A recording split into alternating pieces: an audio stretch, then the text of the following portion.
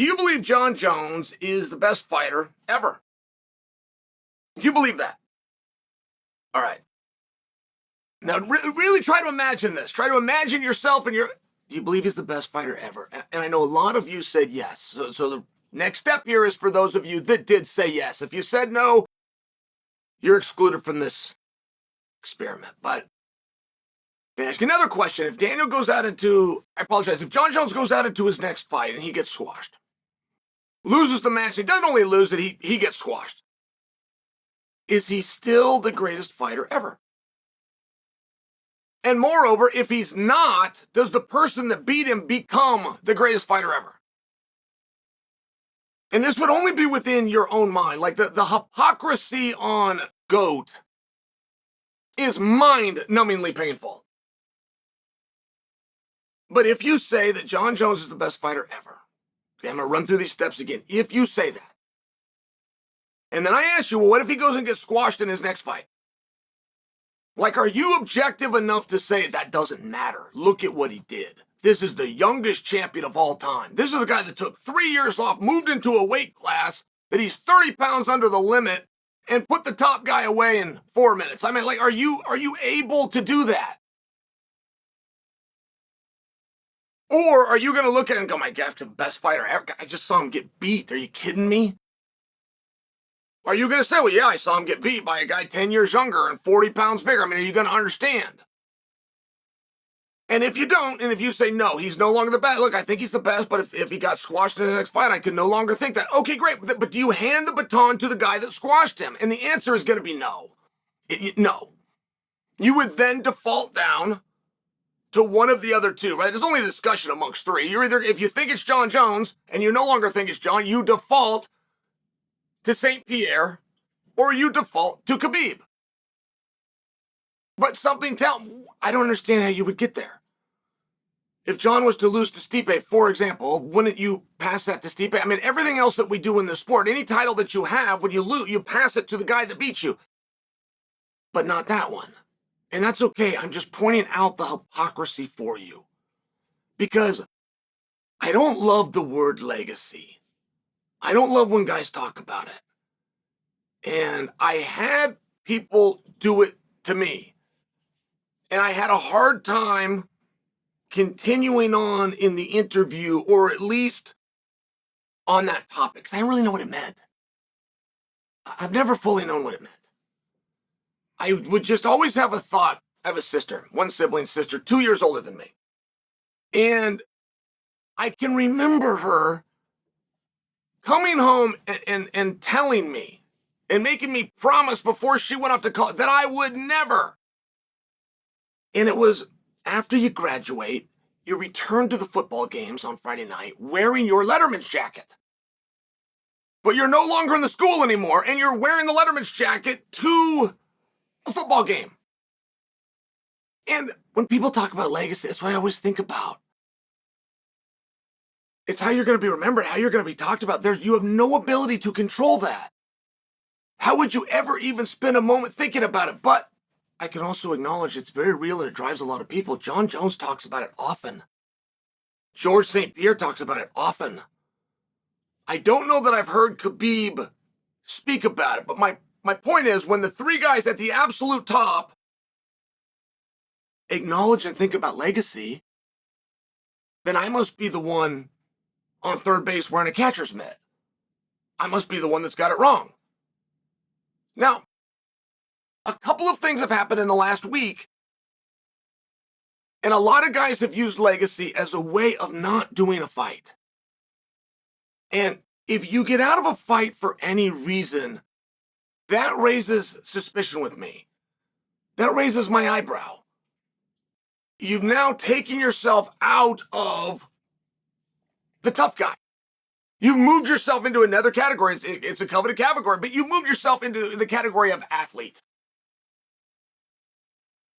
A fighter will fight. A fighter would never ask, somebody bumps into you around town, bumps into your girl, you don't ever ask that guy what he weighs. You don't ever tell him, my shoulder's a little bit sore, see me in a month. It's happening right now.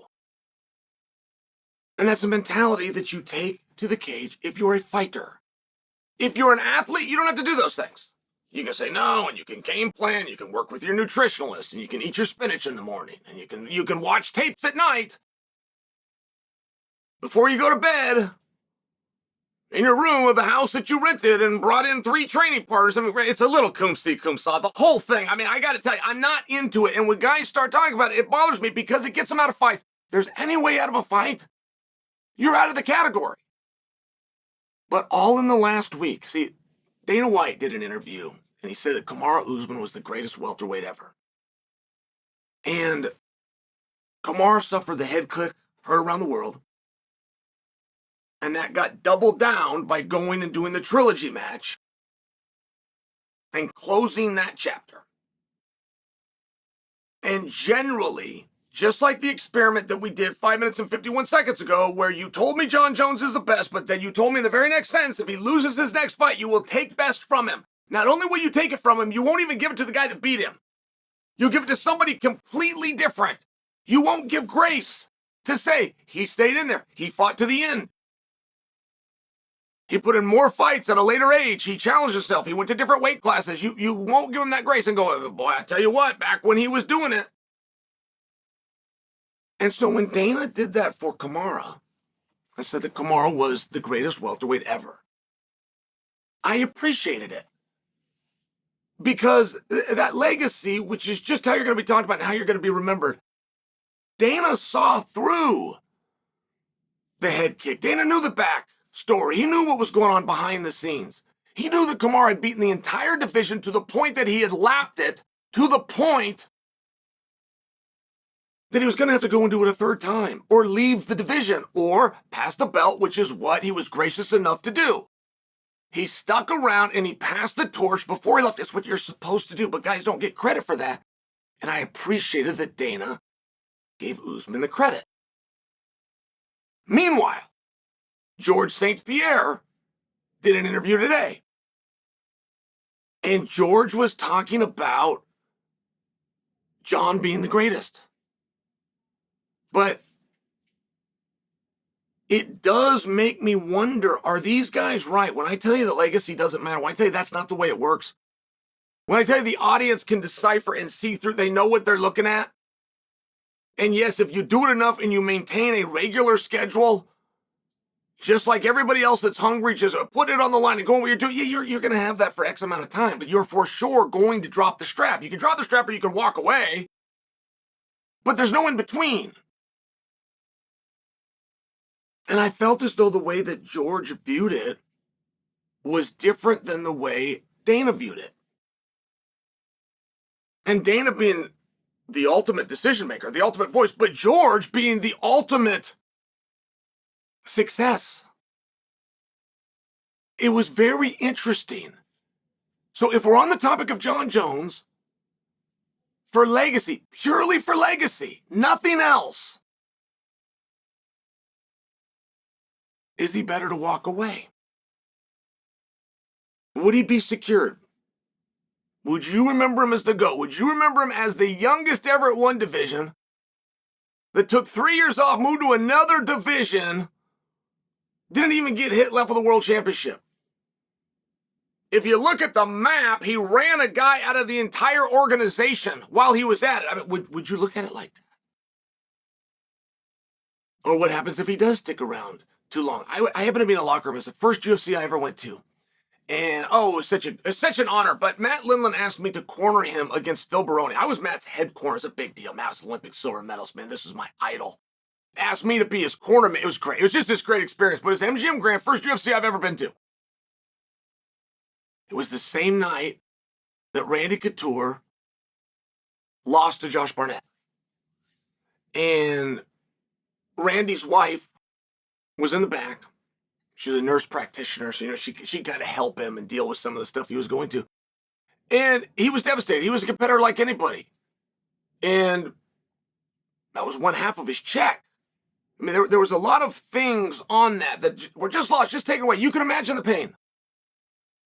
And Randy simply said to Trish as she was tending to him, he simply said, that's bound to happen if you stay in this sport long enough. That was it. That was it. By the time he stood up, changed his clothes, and we left the MGM, it was behind him. Which is one of the reasons he was able to come back and recapture championships in the future. But I'm just sharing with you, it's a very interesting mindset.